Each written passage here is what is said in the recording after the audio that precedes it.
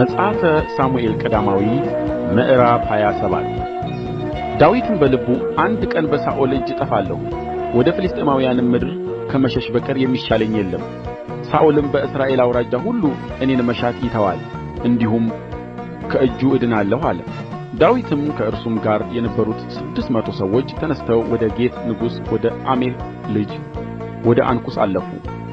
ዳዊትና ሰዎቹም እያንዳንዳቸው ከነቤተሰቡ ከአንኩስ ጋር በጌት ውስጥ ተቀመጡ። ከዳዊትም ጋር ኢይዝራኤላዊቱ አኪናሆምና የቀርሜሎሳዊው የናባል ሚስት አቢግያ ሁለቱ ሚስቶቹ ነበሩ። ሳኦልም ዳዊት ወደ ጌት እንደ ኰበለለ ሰማ። ከዚያም በኋላ ደግሞ አልፈለገውም። ዳዊትም አንኩስን በዓይንህ ፊት ሞገስ አግኝቼ እንደሆነ በዚህ አገር በአንዲቱ ከተማ የምቀመጥበት ስፍራ ስጠኝ፣ ስለ ምን እኔ ባሪያህ ከአንተ ጋር በንጉሥ ከተማ እቀመጣለሁ አለው። በዚያም ቀን አንኩስ ጺቅላግን ሰጠው። ስለዚህም ጺቅላግ እስከ ዛሬ ድረስ ለይሁዳ ነገሥታት ሆነች። ዳዊትም በፍልስጥኤማውያን አገር የተቀመጠበት የዘመን ቍጥር 1 ዓመት ከ4 ወር ነበረ። ዳዊትና ሰዎቹም ወጥተው በጌሹራውያንና በጌርዛውያን በአማሌቃውያንም ላይ ዘመቱ። እነዚህም እስከ ሱር እስከ ግብጽ ምድር ድረስ ባለው አገር ድሮውኑ ተቀምጠው ነበር።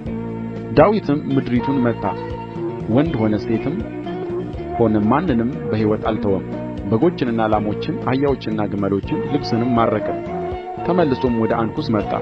አንኩስም ዛሬ በማን ላይ ዘመታችሁ አለ።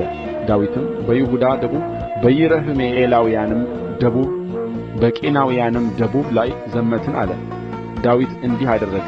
በፍልስጥኤማውያንም አገር በሚቀመጥበት ዘመን ሁሉ ልማዱ ይህ ነበር ብለው እንዳይናገሩብን ብሎ ዳዊት ወደ ጌት ያመጣቸው ዘንድ ወንድም ሆነ ሴትም ሆነ ማንንም በሕይወት አልተወም። አንኩስም በሕዝቡ በእስራኤል ዘንድ እጅግ የተጠላ ሆኖአል። ስለዚህም ለዘላለም ባሪያ ይሆነኛል ብሎ ዳዊትን አመነው።